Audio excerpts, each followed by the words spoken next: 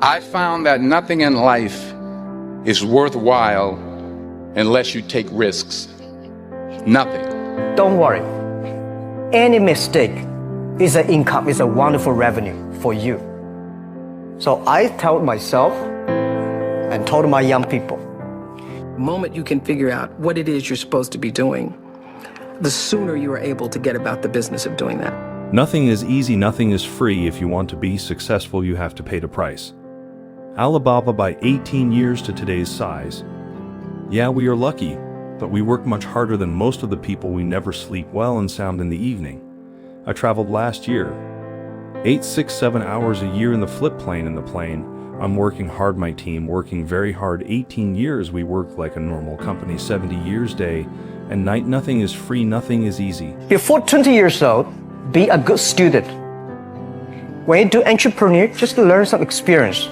Before 30 years old, follow somebody. Go to a small company. Normally in a big company, it is good to learn processing. You are a part of a big machine.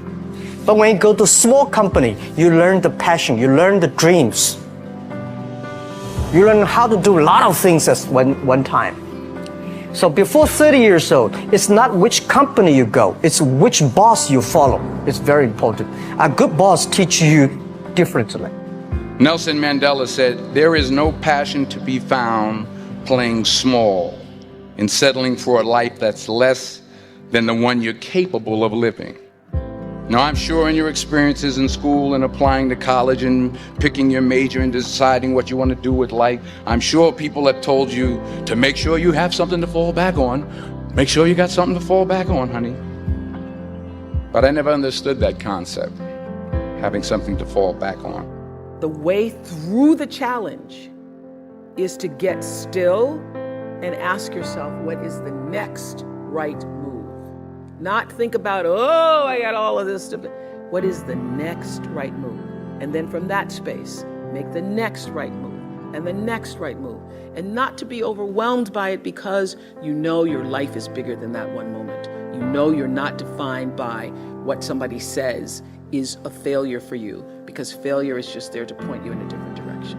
They have something that's called the Chinese bamboo tree. It takes 5 years to grow. They have to water and fertilize the ground every day, and it doesn't break through the ground until the 5th year, but once it breaks through the ground within 5 weeks, it grows 90 feet tall. Now the question is, does it grow 90 feet tall in 5 weeks or 5 years? The answer is obvious. It grows 90 feet tall in 5 years, because at any time that person stopped watering and nurturing and fertilizing that tree, that bamboo tree would have died in the ground. If I'm going to fall, I don't want to fall back on anything. I want to fall forward. I figure at least this way I'll see what I'm going to hit. Without consistency, you'll never finish. So do what you feel passionate about. Take chances.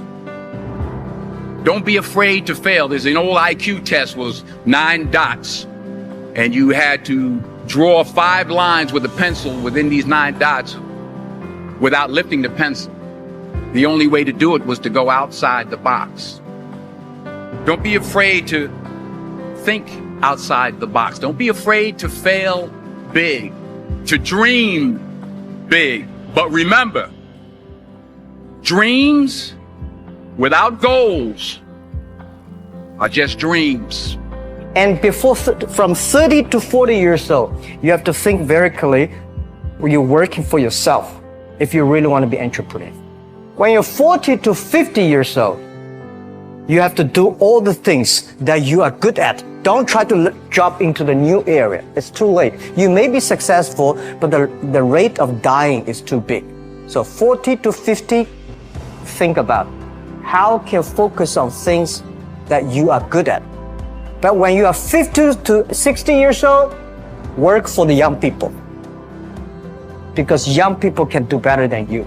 So rely on them, invest on them, making sure they're good.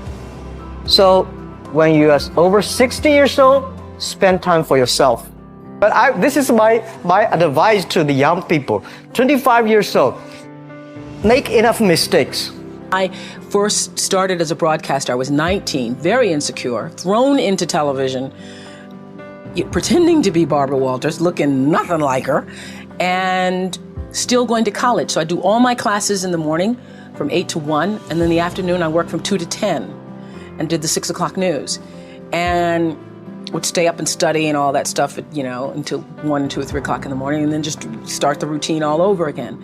And my classmates were so jealous of me that I remember taking my little $115 paycheck, and at the time I thought it was really a lot, but taking $115 and trying to appease them. I would anytime anybody needed money, I was always offering, oh, you need $10, or taking them out for pizza, ordering pizza for the class and things like that.